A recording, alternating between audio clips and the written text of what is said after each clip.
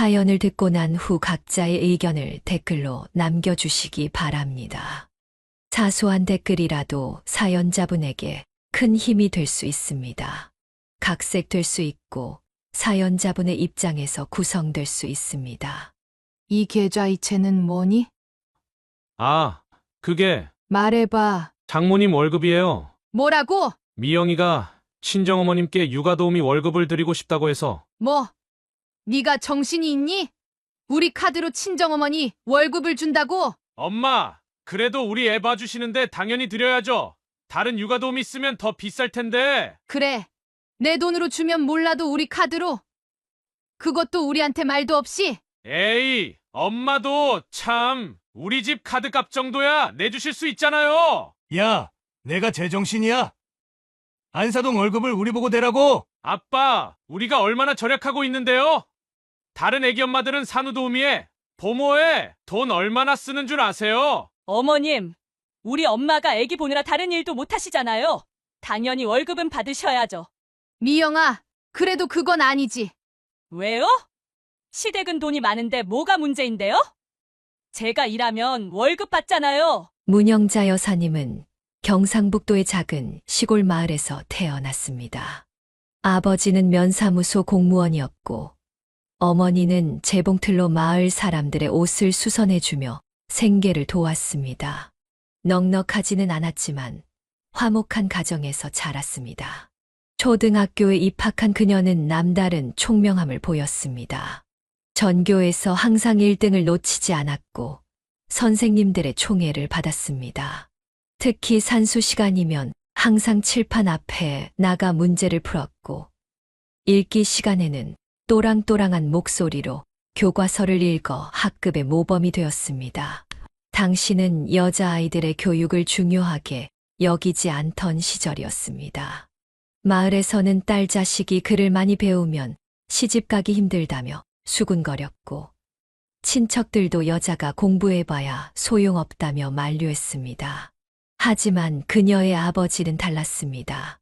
딸이라도 공부를 시켜야 한다며 주변의 반대를 무릅쓰고 그녀를 대구로 유학 보냈습니다.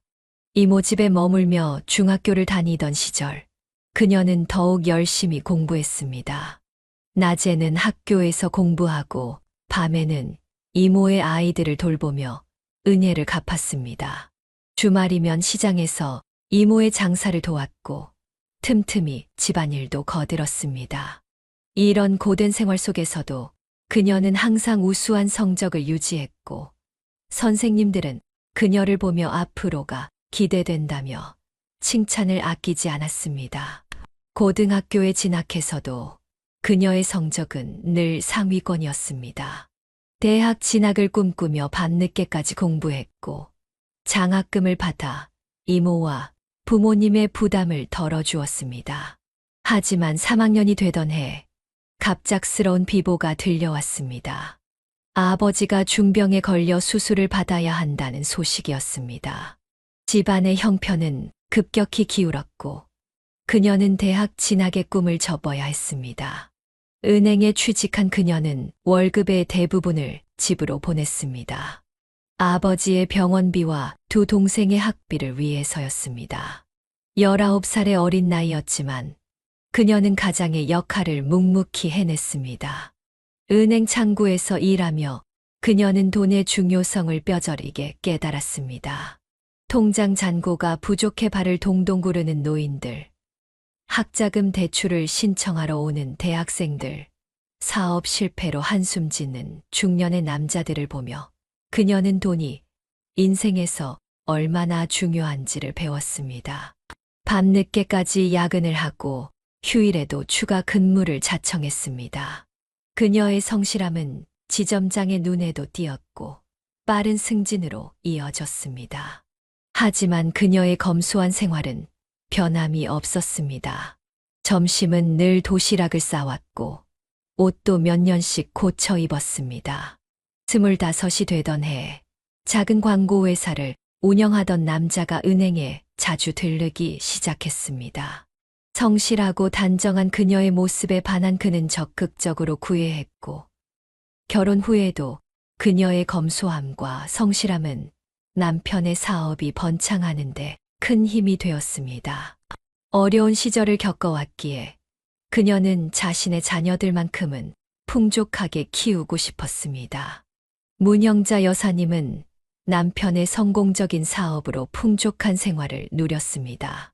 서울 고급 아파트에서 살면서 자녀들을 최고의 환경에서 키웠고 매년 2번씩 온 가족이 함께 해외여행을 다녔습니다. 아들과 딸은 어릴 때부터 영어 유치원을 다녔고 최고의 사립학교를 졸업했습니다. 여보, 애들 방학 때 이번엔 어디로 갈까? 하와이는 어때? 좋지, 애들도 좋아할 거야. 이번엔 좀 길게 가자. 그녀는 남편의 따뜻한 말투에 미소를 지었습니다. 결혼 생활 내내 남편은 한결같이 다정했고 가족을 위해 열심히 일했습니다.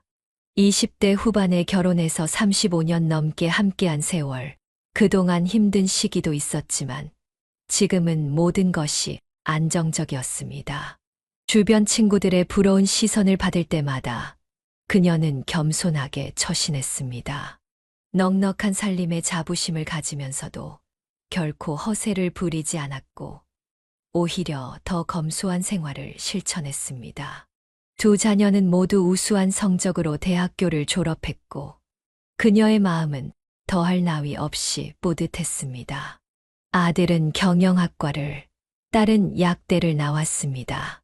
돈으로 살 수 없는 것들도 많다는 걸 알았지만 적어도 경제적인 걱정 없이 자녀들을 뒷바라지할 수 있었습니다. 당신, 우리가 이렇게 잘 살 수 있는 건 다 당신 덕분이야. 무슨 소리야. 당신이 집안을 이렇게 잘 꾸려줘서지. 나는 밖에서 일하는 것뿐이야. 저녁이면 가족들이 모여 식사를 하며 하루 일과를 나누었고 주말이면 함께 영화를 보거나 드라이브를 다녔습니다. 명절이면 시댁과 친정을 오가며 가족의 정을 나누었고 생일이면 온 가족이 모여 축하를 했습니다. 한 가지 걱정이 있다면 아직 취직을 못한 아들이 걱정되었습니다. 우리 아들, 너무 조급해하지 마. 좋은데 취직할 수 있을 거야. 그녀는 이런 일상이 영원히 지속되기를 바랐습니다. 남편의 사업은 날로 번창했고 자녀들은 각자의 꿈을 위해 노력하고 있었습니다. 주변에서는 그들을 부러워했고 그녀 역시 자신의 삶에 감사했습니다. 평화롭고 안정적인 나날들이 계속될 것만 같았던 그때 그녀는 인생의 큰 전환점을 맞이하게 될 줄은 상상도 못했습니다. 대학교를 졸업한 아들의 취업난이 길어지면서 그녀의 마음은 점점 무거워졌습니다. 대학 시절 내내 아들은 그 흔한 아르바이트 한 번 하지 않고 오직 공부에만 매진했습니다. 부모의 전폭적인 지원 덕분이었지만 이제는 그것이 오히려 독이 되는 것 같았습니다. 엄마, 오늘 진우한테 연락 왔어. 삼성 최종 합격했대. 그래? 진우는 잘 됐구나. 난 이제 어떡하지? 벌써 서류만 50번은 넘게 떨어진 것 같아. 그녀는 아들의 축 처진 어깨를 바라보며 마음이 아팠습니다. 취업 준비 생활이 2년째 접어들면서 아들의 자존감은 바닥을 쳤고 집에서 나가기를 꺼려했습니다. 여보, 우리 아들 좀 봐. 하루 종일 방에만 틀어박혀 있어. 내가 얘기 좀 해볼게. 사업하다 보니 아는 회사도 있고. 아니야. 그래도 자기 실력으로 취직하게 해줘. 매달 200만 원씩 생활비를 지원하면서도 그녀는 마음이 편치 않았습니다. 주변 친구들의 자녀들은 하나둘 취업에 성공했고 심지어 해외 유학까지 다녀오는 아이들도 있었습니다. 친구들과의 모임에서도 그녀는 아들 얘기가 나올 때마다 괜히 움츠러들었습니다. 명문대를 나왔다고 자랑하던 때가 무색하게 이제는 그저 빨리 취직이나 했으면 하는 바람뿐이었습니다. 아들, 중소기업도 나쁘지 않아. 처음부터 너무 큰 회사만 바라보지 말고. 엄마, 나도 알아. 근데 내 스펙으로 중소기업 가면 너무 아깝지 않아? 아들의 눈높이는 갈수록 높아져만 갔습니다. 명문대 출신이라는 자부심이 오히려 발목을 잡는 것 같았습니다. 중소기업 면접에서는 오버스펙이라며 거절당했고, 대기업은 너무 경쟁이 치열했습니다. 여보, 우리 아들 좀 회사에서. 안 돼. 아직은 좀 더 기회를 줘보자. 남편은 단호했습니다. 아들이 스스로의 힘으로 일어서기를 바랐기 때문입니다. 하지만 취업 실패가 거듭되면서 아들은 점점 자신감을 잃어갔고 밤낮이 바뀐 생활을 하기 시작했습니다. 엄마, 나 오늘 면접 또 떨어졌어. 괜찮아. 다음에 더 잘할 수 있을 거야. 퇴근 후 술에 취해 들어오는 날이 잦아졌고 집에서는 게임에 빠져 지내기 일쑤였습니다. 한때 장학금을 받으며 공부하던 모범생의 모습은 온데간데 없이 사라졌습니다. 남편도 깊은 한숨을 내쉬었습니다. 더 이상 이대로 놔둘 수는 없다는 것을 부부 모두 알고 있었습니다. 아들의 미래를 위해서라도 무언가 변화가 필요한 시점이었습니다. 3년의 취업 실패 끝에 남편은 결단을 내렸습니다. 광고회사를 이끌고 있는 남편은 마침내 아들에게 제안을 했습니다. 아들, 이제 우리 회사로 들어올래?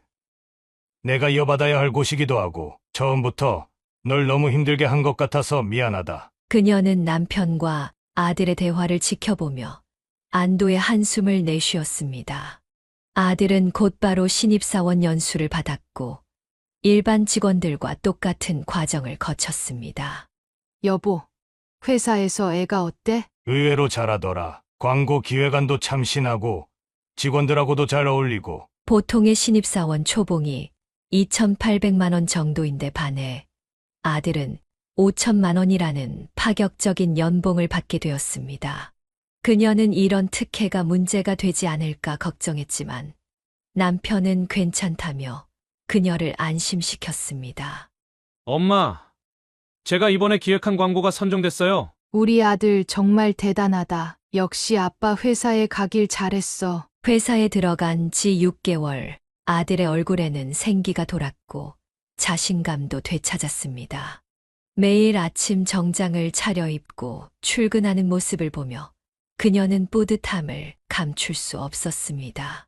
친구들과의 모임에서도 당당하게 아들 자랑을 할 수 있게 되었습니다. 취업난에 시달리던 시절이 마치 악몽처럼 느껴졌습니다. 여보, 우리 아들 진급 좀 빠르게 시켜줘야 하는 거 아닐까? 당신도 참 너무 서두르지 마. 다른 직원들 눈도 있고. 하지만 남편은 아들에 대해서만큼은 엄격했습니다. 가업을 이어받을 사람으로서 기본기를 철저히 닦아야 한다고 생각했기 때문입니다. 부장님, 이번 프로젝트는 제가 맡아보면 안 될까요? 좋아, 한번 내 실력을 보여줘봐. 직원들 사이에서도 아들은 점차 인정받기 시작했습니다. 늦은 밤까지 회사에 남아 일하는 모습을 보며 그녀는 가끔 마음이 짠했습니다. 아들, 너무 무리하지 마. 밥은 제때 먹고. 엄마, 걱정 마세요. 전 이제 완전 적응했어요. 1년이 지나자 아들은 팀장으로 승진했고 연봉도 인상되었습니다. 이제는 어엿한 광고 기획자로서 자신만의 영역을 구축해 나가고 있었습니다. 여보, 이제 아들 장가도 보내야 하지 않을까? 그래, 이제 제법 안정도 됐고 좋은 며느리 얻었으면 좋겠네. 아들의 회사 생활이 안정을 찾아갈 무렵 딸이 결혼 소식을 전해왔습니다. 약대를 졸업하고 약사로 일하던 딸은 약재과의 남자와 인연이 닿았습니다. 엄마, 저 만나는 사람이 생겼어요. 그래? 어떤 사람인데? 같이 일하는 약사 선생님이에요. 정말 착하고 성실하신 분이에요. 그녀는 딸의 상기된 얼굴을 보며 미소 지었습니다. 교제 6개월 만에 양가 상견례가 이루어졌고 사위 될 사람의 첫인상은 딸의 말처럼 깔끔하고 예의 바른 청년이었습니다. 여보, 어때요? 우리 사위들 양반. 괜찮아 보여. 똑똑하고 겸손하고. 예비 사위의 집안도 서울에서 대형 병원을 운영하는 의사 가문이었습니다. 양가는 금세 의기투합했고 결혼 준비는 순조롭게 진행되었습니다. 형자야, 큰딸 좋은 대로 시집 간다면서 축하해. 웨딩홀을 예약하고 신혼집을 알아보는 과정에서도 양가는 원활하게 의견을 조율했습니다. 서울 아파트를 신혼집으로 정했고 20억이 넘는 비용을 양가가 반반씩 부담하기로 했습니다. 딸, 신혼집 마음에 들어? 네. 엄마, 너무 좋아요. 위치도 좋고 인테리어도 제 스타일이에요. 결혼식 날 그녀는 순백의 웨딩드레스를 입은 딸을 보며 눈시울을 붉혔습니다. 사위는 결혼식 내내 딸을 아끼고 배려하는 모습을 보여주었습니다. 장모님, 걱정 마세요. 제가 평생 따님 행복하게 해드릴게요. 그래. 우리 딸 잘 부탁해. 신혼여행은 한 달 동안 유럽으로 떠났습니다. 둘 다 병원에서 장기 휴가를 받을 수 있는 위치였기에 가능한 일이었습니다. 엄마, 저희 파리 도착했어요. 여기 너무 예뻐요. 매일같이 보내오는 딸의 사진과 메시지에 그녀의 마음은 흐뭇했습니다. 신혼여행에서 돌아온 후에도 딸 부부는 매주 주말이면 찾아와 안부를 전했습니다. 어머님, 이번 주말에 저희 집에서 식사하시죠? 그래, 가야지. 우리 사윗감이 이렇게 초대를 하는데. 그녀는 이런 딸의 결혼 생활을 보며 아들의 배필도 빨리 찾아야겠다고 생각했습니다. 하지만 아들이 데려온 여자는 그녀의 예상과는 전혀 다른 사람이었습니다. 딸의 화목한 결혼 생활을 지켜보며 그녀도 아들의 짝을 찾고 있었습니다. 하지만 아들이 소개한 여자는 그녀의 기대와는 너무나 달랐습니다. 엄마, 제가 만나는 사람이 있어요. 어떤 사람인데? 지역 병원에서 일하는 간호조무사예요. 진짜 착하고 마음씨 좋은 사람이에요. 그녀는 순간 할 말을 잃었습니다. 직업에 귀천은 없지만 명문대를 나온 아들에게 여자친구가 간호조무사라니 기대와는 너무나 달랐습니다. 어머님, 저는 김미영이라고 합니다. 첫 만남에서 미영은 수수한 차림이었습니다. 하지만 그녀의 말투에는 어딘지 모를 거친 면이 있었습니다. 우리 아들이랑은 어떻게 만나게 된 거예요? 아, 제가 일하는 병원에 환자로 왔다가요. 근데 어머님, 이런 거 일일이 다 물어보셔야 돼요? 그녀는 순간 당황했습니다.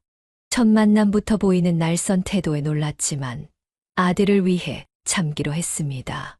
친구와의 통화에서 그녀는 속마음을 털어놓았습니다. 여보, 걱정돼요. 저 애가. 난 더 걱정이야. 아들놈이 저런 애한테 홀딱 빠져서. 미영은 시간이 갈수록 본색을 드러냈습니다. 가족 식사 자리에서도 예의 없는 태도가 계속됐습니다. 미영 씨, 학교는 어디까지 나왔어요? 아휴, 고졸이에요. 왜요? 고졸이라고 무시하시게요? 아니, 그게 아니라. 됐어요. 어차피 돈 많은 시댁은 저 같은 거 맘에 안 들죠? 그녀는 속으로 한숨을 쉬었습니다. 하지만 아들이 좋아한다는 이유 하나로 참고 또 참았습니다. 엄마, 미영이 그래도 마음은 착해요. 겉모습만 좀 그렇죠. 그래, 내가 좋다면 됐다. 결혼 준비 과정에서도 미영의 태도는 변함이 없었습니다. 어머님, 신혼집은 강남으로 얻어주실 거죠? 저희 병원 동료들도 다 강남 산다던데. 미영아, 그런 말을 어떻게. 뭐예요? 왜요? 어머님, 아버님 돈 많으시지 않으세요? 결혼식을 앞두고 걱정은 더욱 커져갔습니다. 돈 한 푼 없이 들어오는 것은 상관없었지만 이런 며느리의 태도는 앞으로가 더 걱정됐습니다. 여보, 우리 아들 이대로 보내도 될까요? 며느리의 태도가 날로 걱정되던 차에 청천벽력 같은 소식이 들려왔습니다. 교제 6개월 만에 아들이 떨리는 목소리로 전화를 했습니다. 엄마, 저기 미영이가 임신했어요. 뭐라고? 그녀는 순간 다리에 힘이 빠졌습니다. 결혼도 하기 전에 무슨 소리냐고 따지고 싶었지만 이미 엎질러진 물이었습니다. 여보, 큰일 났어요. 애들이. 뭐? 혼전 임신이라고? 그 여자가 일부러 그랬을 수도 있어. 남편은 분노했지만 이미 상황은 돌이킬 수 없었습니다. 급하게 양가 부모가 만났습니다. 죄송합니다, 어머님. 제가 다 잘못했어요. 안사도는 고개를 숙였지만 미영은 당당했습니다. 엄마 나 혼자 잘못한 것도 아니고 뭐가 그렇게 죄송해. 미영아, 그게 무슨 말이야? 친정어머니가 말렸지만 미영은 태연했습니다. 어머님, 결혼식은 크게 해주실 거죠?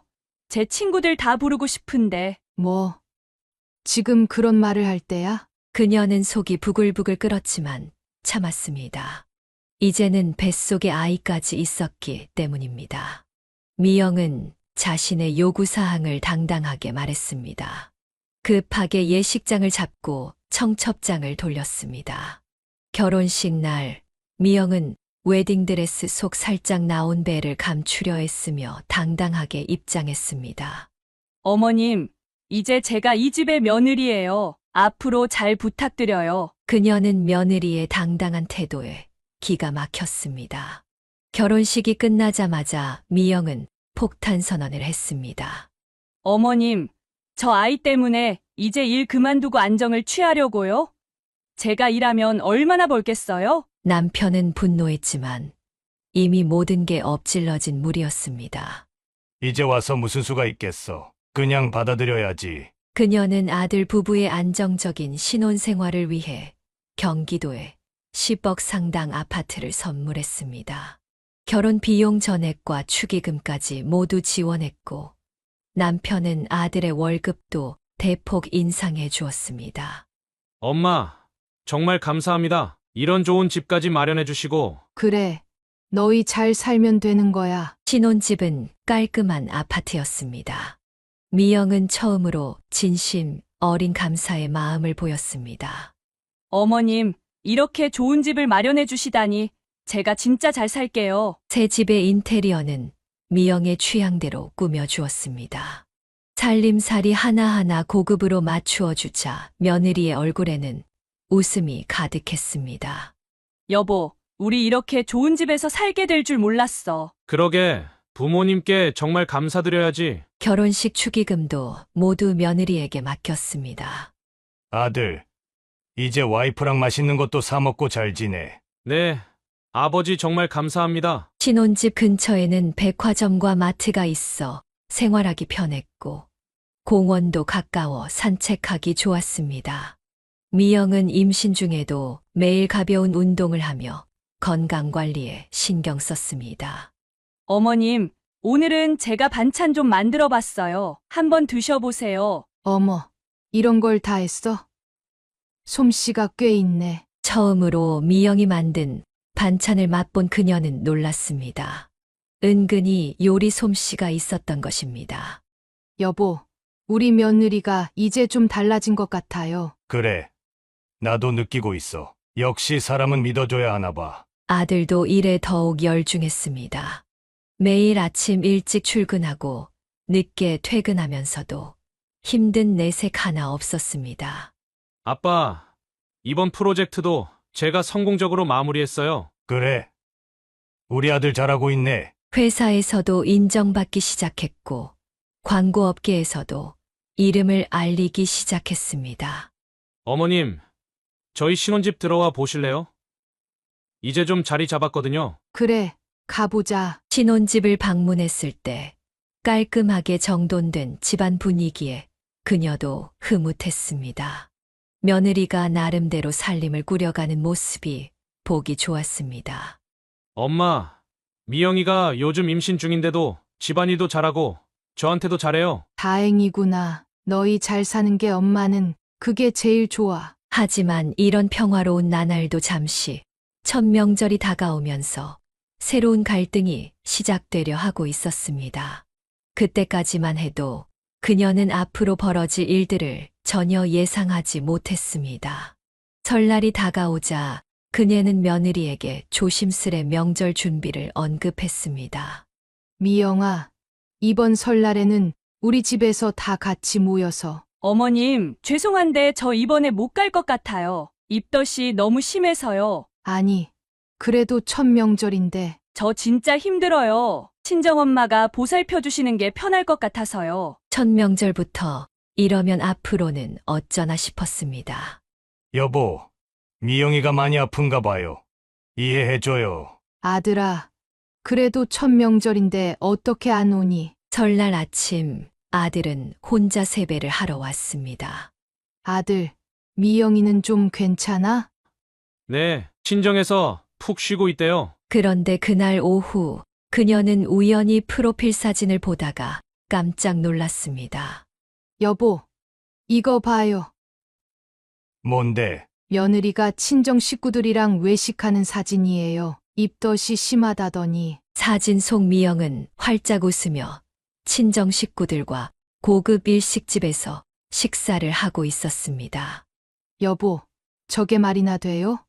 첫 명절부터. 진짜 너무하네. 아들한테 전화해봐요. 하지만 아들은 오히려 미영을 감쌌습니다. 엄마, 미영이가 많이 예민해져서 그래요. 이해해주세요. 아들아, 그래도 다음 날은 더 충격적인 사진이 올라왔습니다.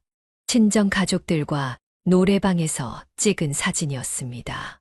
어머님, 저 노래방은 소독도 잘 되어 있고 환기도 잘 돼서 임산부한테 좋대요. 더는 참을 수가 없었습니다. 여보, 저 애가 우리를 완전히 무시하는 거예요. 그게 말입니다. 이제 본색을 드러내는구만. 설 연휴가 끝나고 며느리가 찾아왔습니다. 어머님, 제가 못 온다고 많이 서운하셨죠? 아니, 괜찮아. 그래도 친정엄마가 계시니까 저는 편하더라고요. 앞으로도 명절 때는 친정에서 보내려고요. 뻔뻔한 태도에 말문이 막혔습니다. 처음 보였던 감사한 마음은 온데간데 없이 사라지고 시댁을 하찮게 여기는 태도가 역력했습니다. 당신, 앞으로가 더 걱정되네요. 나도 그래. 이제 시작인가 봐. 부부의 우려대로 며느리의 행동은 점점 더 대담해져 갔고 시댁과의 거리는 더욱 멀어져만 갔습니다. 설날 이후 며느리의 행태가 점점 도를 넘어설 무렵 그녀의 생일이 다가왔습니다. 어머님, 죄송한데 저 내일 친정어머니랑 산부인과 검진이 있어서 못 갈 것 같아요. 아, 그래, 건강검진이 중요하지. 그녀는 서운했지만 애써 담담한 척했습니다. 결국 딸 가족과 아들만 초대해 조촐하게 생일 식사를 하기로 했습니다. 엄마, 미영이 때문에 많이 서운하시죠? 아니야, 검진이 더 중요하지. 그런데 그날 저녁 뜻밖의 전화를 받았습니다. 병원 원장님 부인인 친구에게서였습니다. 형제야, 아까 백화점 식당가에서 내 며느리 봤다? 미영이, 어디서? 그래, 친정 식구들이랑 한 10명은 됐을까? 생일 파티하는 것 같더라고. 손에서 전화기가 떨어질 뻔했습니다. 왜 그래요? 며느리가 검진 간다더니 친정 식구들이랑 백화점에서 파티를 했대요. 남편의 얼굴이 굳어졌습니다. 더 놀라운 건 말이야. 친구가 다시 전화해 왔습니다. 친정어머니가 다른 테이블 손님한테 자랑하더라고. 우리 사돈댁이 돈이 많아서 며느리 카드로 다 해결한다고. 그녀는 현기증이 날 것 같았습니다. 엄마, 죄송해요. 제가 미영이한테 따졌는데 뭐라고 하던? 산부인과는 다음 주 예약이었대요. 친정어머니가 갑자기 생일이라고 해서. 말문이 막혔습니다. 시어머니 생일도 제쳐두고 친정 모임을 가진 며느리의 태도에 그리고 그것을 눈 감아준 아들의 우유부단함에 분노가 치밀었습니다. 당신, 이제 어쩌면 좋죠? 더 지켜봐야겠어요. 아직 뱃속에 아이도 있고. 부부는 깊은 한숨을 내쉬었습니다. 이제 막 시작된 갈등의 조짐이 어디까지 이어질지 그들은 아직 알지 못했습니다. 출산 예정일이 다가오자 그녀는 설레는 마음으로 준비를 했습니다. 손주를 위해 유명 백화점에서 고급 아기 용품을 하나하나 정성스레 골랐습니다. 미영아, 이런 거 필요하지 않을까 해서. 어머님, 저희는 다 준비돼 있어요. 친정엄마가 벌써 다 사놓으셨거든요. 그녀는 또다시 상처를 받았지만 애써 미소를 지었습니다. 출산하면 산후조리원 알아봐둘까? 아니요, 전 산후조리원 안 갈 거예요. 제가 간호사 출신이라 산후조리는 잘 알아요. 친정엄마랑 집에서 할 거예요. 그래도 첫 아기라. 어머님, 제가 더 전문가예요. 친정엄마도 간호사 출신이시고. 결국 출산 당일 진통이 시작되자 미영은 친정어머니를 불렀습니다. 어머님 피곤하실 텐데 오시지 않으셔도 돼요. 저희 엄마가 계시니까. 아들이 전해주는 말에 눈물을 삼켰습니다. 여보, 우리도 가봐야. 안 돼요. 미영이가 스트레스 받는데요. 첫 손주의 탄생 순간에도 그녀는 병원 복도에서 기다려야 했습니다. 출산 소식은 친정어머니를 통해 전해 들었습니다. 아들, 이게 말이 되니? 엄마, 조금만 참아주세요. 미영이도 나중에는 마음을 열 거예요. 퇴원 후 미영은 곧바로 친정으로 향했습니다. 그녀는 매일 전화로 안부를 물었지만 대부분 지금은 좀 힘들어요. 라는 대답뿐이었습니다. 당신, 전 그래도 우리 며느리가 마음을 열 거라 믿어요. 남편의 만류에도 그녀는 일주일에 한 번씩 친정을 찾아갔습니다. 매번 정성스레 준비한 음식을 들고 갔지만 대부분 문 앞에서 돌려보내졌습니다. 어머님, 아기가 예민해서 오늘은 안 될 것 같아요. 그래, 이건 갖고 있어. 돌아오는 길, 그녀는 차 안에서 눈물을 흘렸습니다. 하지만 포기하지 않았습니다. 미영아, 산모한테 좋은 미역국인데. 이런 거 안 주셔도 되는데 다음부터는 하지 마세요. 한 달이 지나도록 손주 얼굴 한 번 제대로 보지 못했지만 그녀는 계속 마음의 문을 두드렸습니다. 언젠가는 며느리도 이 진심을 알아줄 거라 믿었기 때문입니다. 여보, 우리 며느리가 지금은 이래도 시간이 지나면 달라질 거예요. 당신 마음 잘 알지만 너무 상처받지 마요. 그녀는 포기하지 않았습니다. 손주를 위한 옷가지며 장난감을 사 모으면서 언젠가는 함께 웃을 수 있는 날이 올 거라 믿었습니다. 아기의 100일이 다가오자 그녀는 기대에 부풀었습니다. 하지만 초대는커녕 연락조차 없었습니다. 여보, 우리 손주 100일 잔치는 어떻게 하나요? 글쎄요, 아들한테 한번 물어볼까요? 아들에게 조심스레 물어보니 충격적인 대답이 돌아왔습니다. 엄마 미영이가 친정에서 하고 싶대요. 시끄럽게 하고 싶지 않다고. 결국 100일 잔치는 친정에서만 성대하게 치렀고 그녀 부부는 잠깐 들러 축하금만 전달할 수 있었습니다.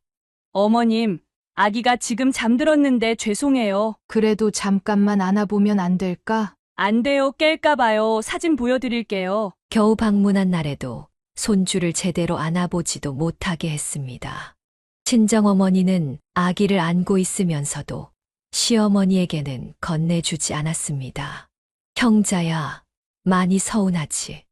억울해 죽겠다. 우리 딸은 시댁 가서 시부모님한테 이렇게 잘하는데. 친구들과 만날 때마다 그녀는 속상한 마음을 털어놓았습니다. 더군다나 미영은 친정에는 한 달에 2번씩 꼬박꼬박 방문했습니다. 어머님, 이번 주말에도 친정 가야 해요. 엄마가 보고 싶다고 하시네요. 그래, 잘 다녀와. 반면 시댁 방문은 한 달에 한 번도 힘들다며 투덜거렸습니다. 어머님, 아기 데리고 다니기가 힘들어서 다음에 갈게요. 하지만 SNS에는 친정 나들이 사진이 가득했습니다. 아기와 함께 찍은 행복한 가족 사진, 외할머니가 안고 있는 사진들을 보며 그녀의 마음은 찢어질 듯 아팠습니다. 여보, 전 뭐가 그렇게 부족했나요? 당신이 부족한 게 아니에요. 설상가상으로 미영은 아기의 습관을 핑계로 시댁 방문을 더욱 기피했습니다.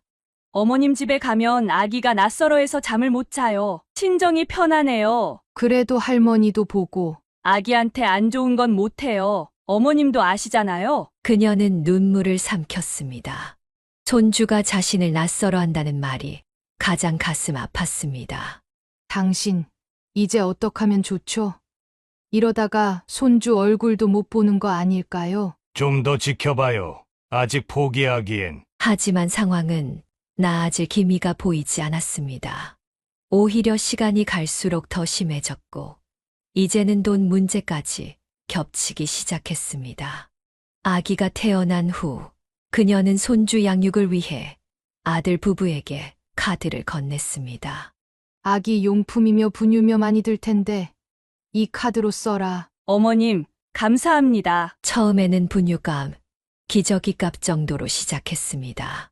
그런데 점차 사용 금액이 늘어나더니 매달 300만 원까지 치솟았습니다. 여보, 이 청구서 좀 보세요. 이게 다 아기 용품 값이란 말이야? 의심이 든 그녀는 카드 내역을 자세히 살펴보았습니다.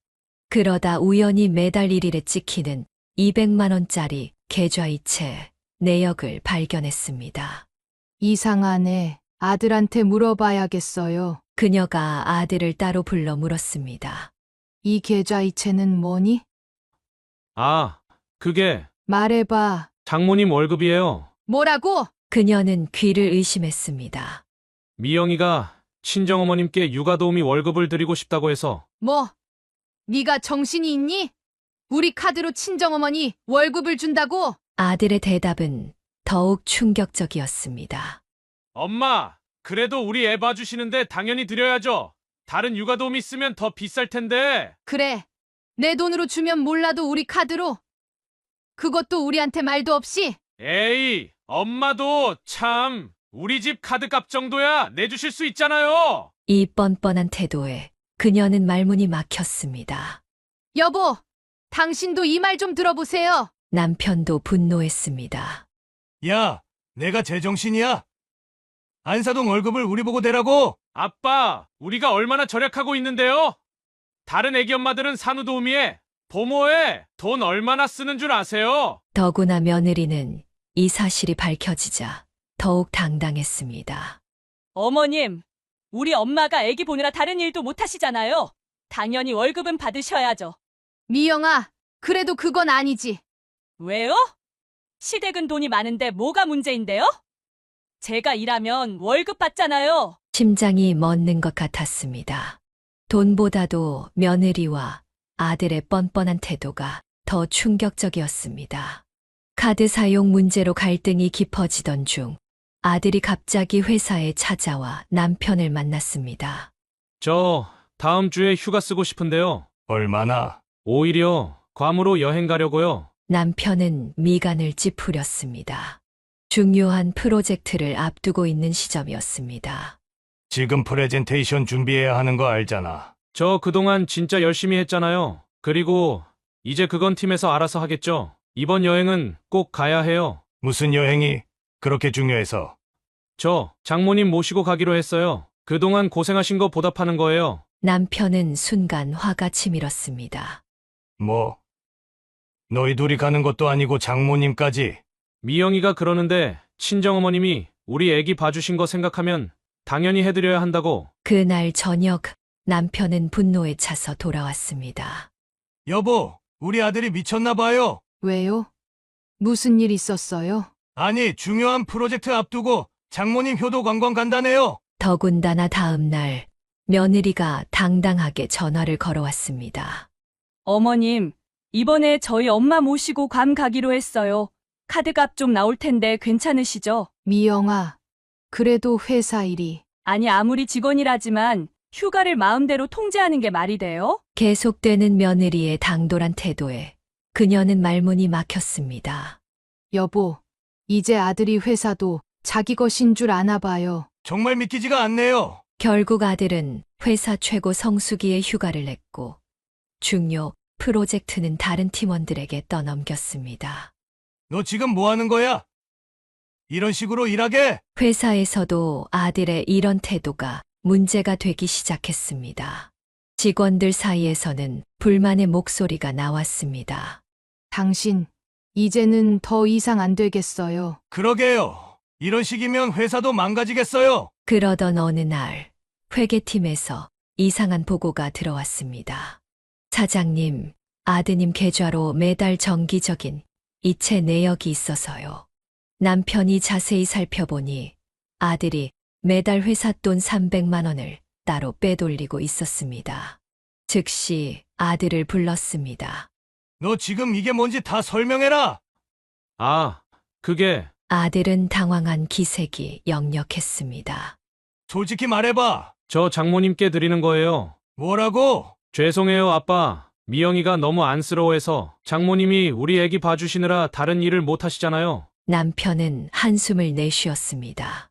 그럼 먼저 상의를 했어야지. 이렇게 몰래. 죄송해요. 말씀드리기가 좀 그래서. 그날 저녁 남편이 이 이야기를 그녀에게 전했습니다. 여보, 우리 아들이. 하지만 다음 날 상황은 더 충격적으로 전개되었습니다. 아들이 다시 찾아와 월급 인상을 요구한 것입니다. 아빠, 제 월급 좀 올려주시면 안 될까요? 왜? 장모님 월급을 좀 더 드리고 싶어서요. 지금 300만 원으로는 너무 부족하대요. 뭐? 너 방금 뭐라고 했니? 아들의 태도가 돌변했습니다. 아니, 우리가 얼마나 절약하고 사는데요. 부모 자식 사이에 이런 것도 못 해주시는 게 말이 돼요? 야, 내가 지금. 이런 것도 못 해주시면서 자식 사랑한다고 하시는 거예요? 이게 다 갑질이에요, 갑질. 남편은 아들의 달라진 태도에 할 말을 잃었습니다. 그동안 숨기고 있던 본색이 드러난 것입니다. 여보, 아들이 돈을 빼돌린 것도 모자라. 이제 보니 처음부터 계획적이었던 거예요. 돈만 있으면 다 될 줄 알았나 봐요. 부부는 이제야 모든 것을 깨달았습니다. 아들과 며느리의 숨겨진 계획이 하나씩 드러나기 시작한 것입니다. 남편은 화를 내며 아들을 호출했습니다. 당장 회사로 들어와. 회사에 들어서는 아들의 얼굴은 핏기가 없었습니다. 앉아. 아빠, 제가 잘못했습니다. 다시는. 그만둬라. 네? 회사 그만두라고. 순간 아들의 얼굴이 하얗게 변했습니다. 아빠, 그러시면 안 돼요. 제가 뭘 잘못했는지 말씀이라도. 회사 돈 빼돌린 거, 장모님 몰래 월급 준 거, 직원들 앞에서 내 체면 구긴 거 더 얘기해 줄까? 그래도 전 아들이잖아요. 그래서 더 안 된다. 3개월 줄 테니 그동안 다른 데 알아봐. 그 순간 밖에서 고성이 들렸습니다. 며느리였습니다. 어디서 감히 사장님 아들을 자르시겠다고 하세요? 이게 다 시어머니 사주죠? 비서가 말렸지만 며느리는 사무실로 들어와 소리를 질렀습니다. 당신들이 우리 보고 나가라고요? 우리가 얼마나 회사에 헌신했다고? 미영아, 제발. 아니, 이거 완전 갑질이잖아요. 돈으로 자식 목숨 잡으시게? 남편이 책상을 내리쳤습니다.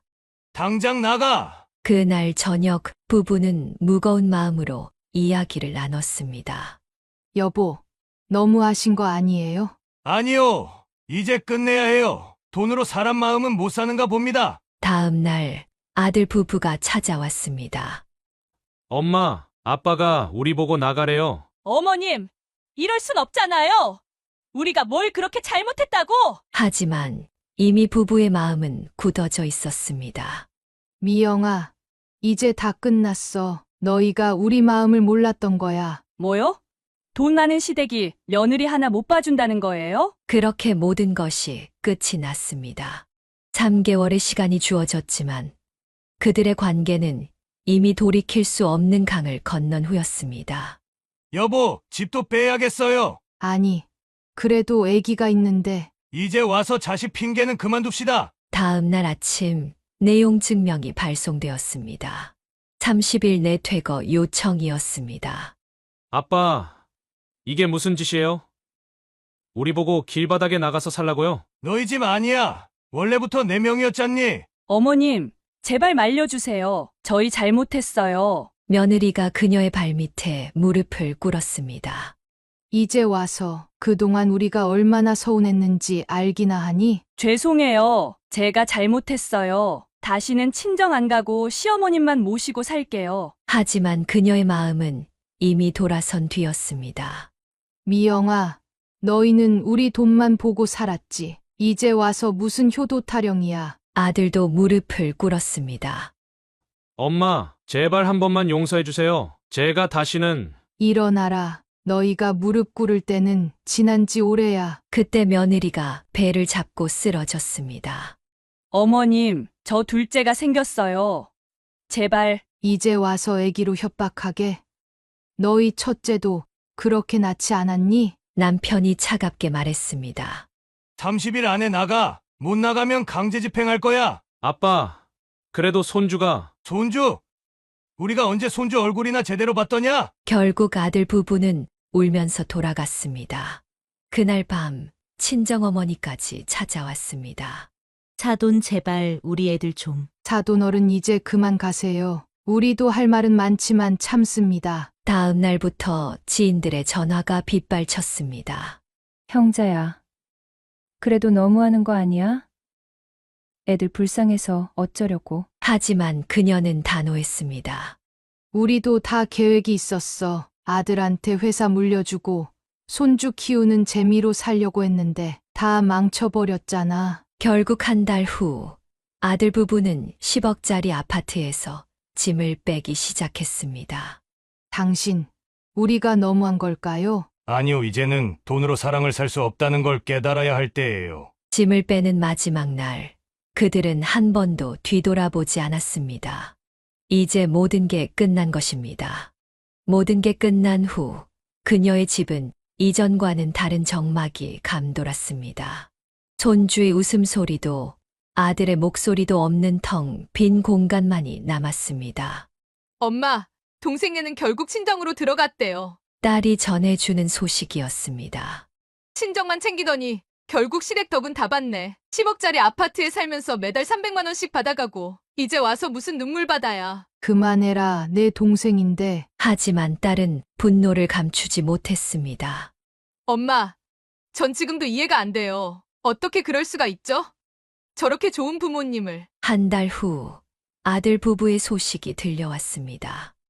30평대 다세대 주택에 월세방으로 들어갔다고 했습니다.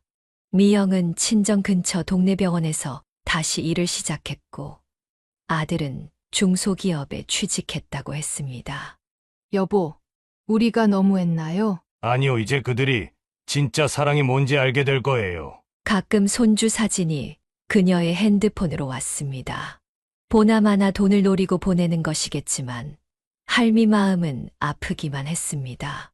엄마 정말 이제 다시는 못 봐요. 아들의 문자 메시지가 왔지만 그녀는 답장하지 않았습니다. 이제는 정말 끝이었습니다. 당신, 이게 다 내 탓이에요. 내가 너무 돈으로만 애들을 키웠나 봐요. 여보, 우리가 잘못한 게 아니에요. 그들이 선택한 거예요. 1년이 지난 어느 날 아들 부부가 회사 앞에서 기다리고 있었습니다. 아빠, 엄마 한 번만 용서해 주세요. 하지만 부부는 그들을 스쳐 지나갔습니다.